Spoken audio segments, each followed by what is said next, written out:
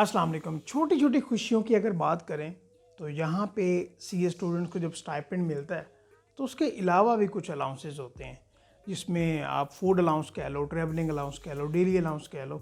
But ये students के questions भी आते हैं कि सर इसके बारे में गाइड करें, तो मैंने कहा चलो छोटी छोटी जो खुशियाँ होती हैं इसके बारे में भी आपको बता दें। तो उससे पहले छोटा सा आपके लिए टारगेट रखते हैं कि मैं एक कंटेंट पे काम कर रहा हूँ कि ट्रेनिंग ऑर्गेनाइजेशन में जब आपके आर्टिकल्स चल रहे होते हैं ना ट्रेनिंग, तो कुछ कंडीशंस होती हैं, कुछ रूल्स होते हैं, तो उसके ऊपर एक मैं डिटेल में एक कंटेंट पे काम कर रहा हूँ। तो वीडियो बहुत जल्द आ जाएगी, लेकिन आप ऐसे करें कि इस वीडियो के जल्दी जल्दी आप ना 500 लाइक्स भी कर दें, which is very quite easy कि आप इजीली वो कर देंगे, और चैनल को भी ज़रूर सब्सक्राइब कर दीजिएगा। देखिए, अगर मैं अलाउंसेस की बात करूँ ना, कि जो आपको स्टाइपेंड के अलावा ऑडिट फर्म्स में या ऑर्गेनाइजेशंस में आपको मिलता है, तो उसमें ना मैं इसकी दो कैटेगरीज बनाई हैं। सबसे पहले हम ये बात करते हैं कि आप एक ऑडिट फर्म में अपनी ट्रेनिंग या आर्टिकलशिप कर रहे हो, तो यहाँ पे आपको किस तरह के अलाउंसेस अवेलेबल होते हैं स्टाइपेंड के अलावा। यहाँ पे मैं जनरल टर्म्स में रहते हुए आपको गाइड करूँगा, क्योंकि ये ज़्यादातर डिपेंड कर रहा होता है कि जिस ऑर्गेनाइजेशन में भी आप हो ना, वहाँ पे सेट पॉलिसीज़ क्या हैं। ज़्यादातर ये हो रहा होता है कि एक सेट टाइम दिया जाता है किसी भी ऑडिट फर्म में या ऑर्गेनाइजेशन में, कि जो भी पर्सन काम के एतबार से इस ऑडिट फर्म में, इस ऑर्गेनाइजेशन में इस टाइम तक अब बैठेगा तो उसको एक अलाउंस दिया जाएगा। अभी आप उसको फूड अलाउंस के नाम से दे सकते हो या डेली अलाउंस के नाम से भी उसको नाम दिया जा सकता है। मोस्ट ऑफ द केसेस में ये फूड अलाउंस होता है। जो भी टीम किसी काम पे एलोकेटेड होती है वो फूड ऑर्डर कर देती है, ठीक है, और जो भी बिल आता है वो अपने मैनेजर से अप्रूव करवाया, एडमिन डिपार्टमेंट में दे दिया कि काइंडली ये मुझे रीइंबर्स कर दें, वो आप 1 या 2 दिन में रीइंबर्स हो जाता है।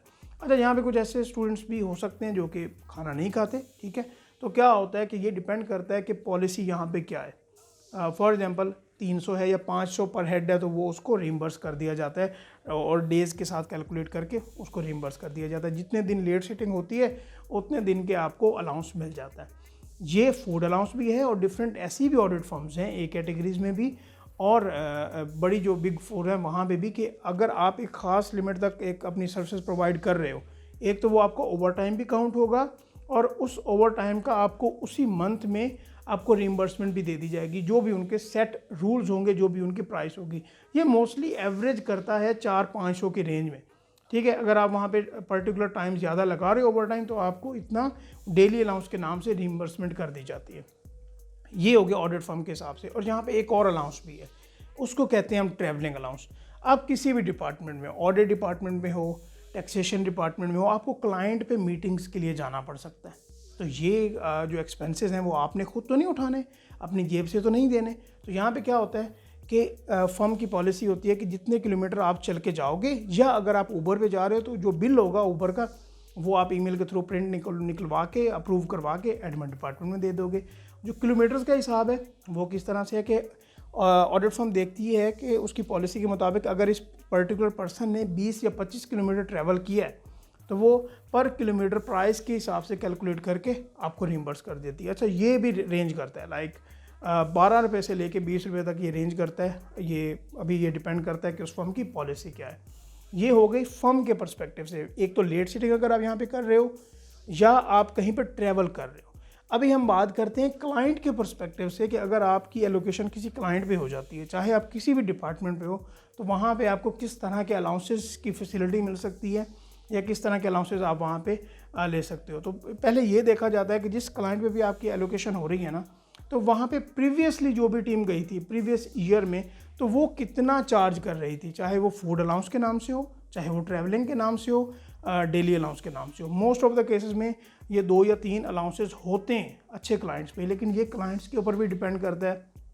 अगर कोई लाइक मीडियोकर क्लाइंट होगा तो वहाँ पे इस तरह के अलाउंसेस नहीं होंगे।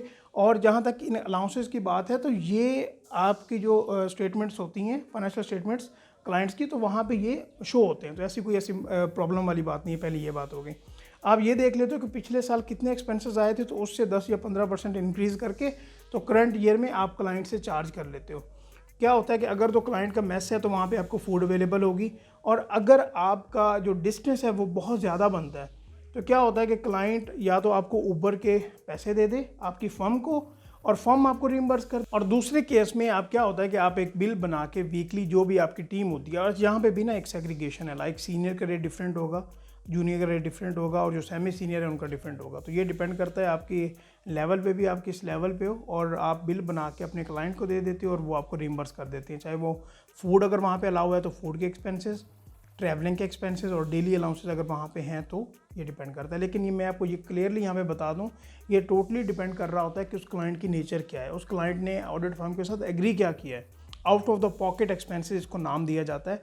तो out of the pocket expenses उसने फर्म के साथ कितने एग्री किए हैं।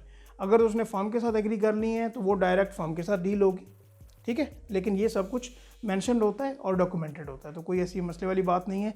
तो ये दो तरह के अलाउंसेस हैं जो कि आपको ऑडिट फर्म में रहते हुए, क्लाइंट पे रहते हुए, ये आपको अलाउंसेस दिए जाते हैं बिजी सीज़न में भी और ऑफ सीज़न में भी, जब आपकी एलोकेशन हो या ना हो। तो ये वीडियो थी, और ये जो अलाउंसेस मैंने आपको बताए हैं ये टोटली डिपेंड करता है कि जो आप जिस ऑर्गेनाइजेशन में काम कर रहे हो वहाँ पे, या जिस क्लाइंट पे आपकी एलोकेशन हो रही है, उनकी पॉलिसीज़ क्या हैं।